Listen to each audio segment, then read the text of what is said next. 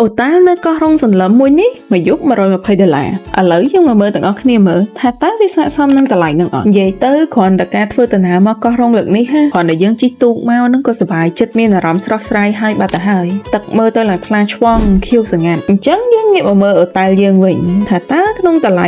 $120ក្នុងមួយយប់ហ្នឹងតើយើងបានអីគេខ្លះទី1សេវាកម្មនិយាយទៅគ្រាន់តែយើងមកដល់កំពង់ផែភ្លាមគឺមានគោយន្តខាងអូតែលគាត់មកអង្គុយចាំយើងស្រាប់ហ្មងគឺគាត់ចាំដឹកយើងពីផែហ្នឹងទៅ resort អញ្ចឹងទៅវាស្រួលខ្លាំងមែនតើដោយសារតែយើងអត់ចាំបាច់អូវ៉ាលីអត់ចាំបាច់ដើរឆ្ងាយទេហើយបើនិយាយឲ្យស្មោះត្រង់ទៅនេះគឺជាលើកទី1សម្រាប់ខ្ញុំហីដែលខ្ញុំបានជិះគោយន្តនៅឆ្នេរសមុទ្រហ្នឹងអញ្ចឹងខ្ញុំពិតជា enjoy the view enjoy the experience មែនតើហើយនៅពេលដែលយើងទៅដល់ resort ហ្នឹងភ្លាមយើងគ្រាន់តែដើរចូលទៅបុគ្គលិកខាងអូតែលហ្នឹងគឺគាត់ស្វាគមន៍យើងជាមួយនឹង welcome drink ហ្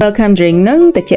ហើយមានរសជាតិគុលខីឈ្ងុយតិចហើយបើយើងមើល resort ហ្នឹងវិញទីធ្លាគាត់ធំគួរសមព្រោះថាដើម្បីទៅបន្ទប់យើងហ្នឹងគឺគេយកឡានអង្គុយមកដឹកយើងដល់បន្ទប់អញ្ចឹងឥឡូវដល់ចំណុចពិសេសហើយចំណុចពិសេសប្រចាំវីដេអូគឺ room tour ហេតុអីព្រោះអីយើងបង់$120ហើយត្រូវអត់ដឹងថាតើបន្ទប់ហ្នឹងវាស័ក្តិសមនឹងតម្លៃហ្នឹងអត់ប៉ុន្តែមានអីទៅដល់បន្ទប់គេឡើងប៉ុណ្ណានៃមើលដូចផ្ទះមួយជុងមួយខ្នងមួយខ្លួនឯងហ្មងមានវេរ៉ង់ដាខាងមុខមានកៅអីមានតុយើងអាចអង្គុយនៅវេរ៉ង់ដាក៏បានយើងចង់ដើរក្នុងបរិវេណចិត្តហ្នឹងក៏បាននៅក្នុងបន្ទប់ហ្នឹងគឺធំទូលាយមានទូកៅអៅមានអីដូចអ្នកទាំងអស់គ្នាឃើញក្នុងវីដេអូហ្នឹងអញ្ចឹងតែកាហ្វេអីគឺមានមកកាផ្លេ decor by modern ទំនើបប៉ុន្តែលាយក្បាច់ខ្មែរតិចៗនៅក្នុងហ្នឹងចំពោះបន្ទប់ទឹកវិញខ្ញុំស្រឡាញ់ត្រង់ថាកន្លែងនោះទឹកហើយនៅប្រគុណគឺគេខណ្ឌដាច់ពីគ្នាអាហ្នឹងគឺដើម្បីរក្សាអនាម័យហើយបើហ្នឹងយើងមើលទៅលើរឿងទី3 facility ផ្សេងៗនៅក្នុង resort មានដូចជាអាងហែលទឹ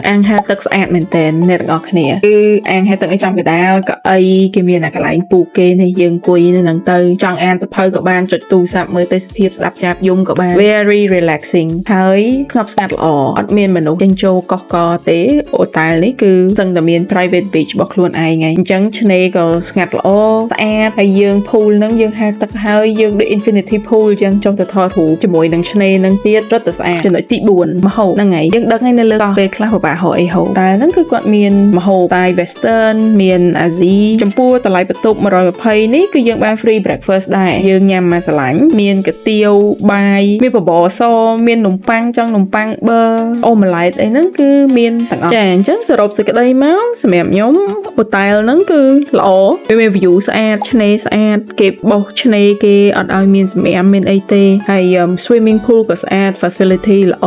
ទីធ្លាធំទៀតខ្ញុំមានអារម្មណ៍ថាបើខ្ញុំចង់ទៅអង្គុយកន្លែងសមុទ្រក៏មានសមុទ្រមើលមានខ្យល់ហើយបរិយាកាសល្អហើយបើសិនជាខ្ញុំទៅអង្គុយកន្លែងបន្ទប់ខ្ញុំនៅខាងមុខបន្ទប់កន្លែងវេរ៉ង់ដាយើងហ្នឹងក៏យើងអង្គុយបានដែរហើយតិចទៀតហើយស្ងប់ស្ងាត់ល្អដូចគ្នាអញ្ចឹងវាមានលក្ខណៈឯកជនភាពអញ្ចឹងខ្ញុំចូលចិត្តត្រង់ហ្នឹងហើយចំពោះសេវាកម្មចំពោះបុគ្គលិកដែលធ្វើការនៅហ្នឹងគឺរស់រាយរាក់ទាក់ហើយជួយយកអាសាភ្ញៀវទៀតដូចខ្ញុំឆ្ងល់អីខ្ញុំសួរនាំនៅលើកោះគេធ្វើអីអញ្ចឹងគឺគាត់ណែនាំយើងហ្មងអញ្ចឹងខ្ញុំពេញចិត្តកន្លែងហ្នឹងខ្លាំងមែនតើអញ្ចឹងសម្រាប់ខ្ញុំតម្លៃ$120ក្នុងមួយយប់ហ្នឹងវាស័ក្តិសមនឹងអ្វីដែលខ្ញុំទទួលបានណាដែលអូតែលផ្ដល់ឲ្យខ្ញុំអញ្ចឹងវាមានលក្ខណៈ premium and luxury overall គឺខ្ញុំ enjoy my stay there very much ប៉ុន្តែបើសិនជាអ្នកទាំងអស់គ្នា on budget ចង់រកបន្ទប់ដែលមានតម្លៃធូរជាងហ្នឹងនៅលើកោះរងសន្លឹមហ្នឹងក៏ដូចជាមានបន្ទប់ដែលតម្លៃ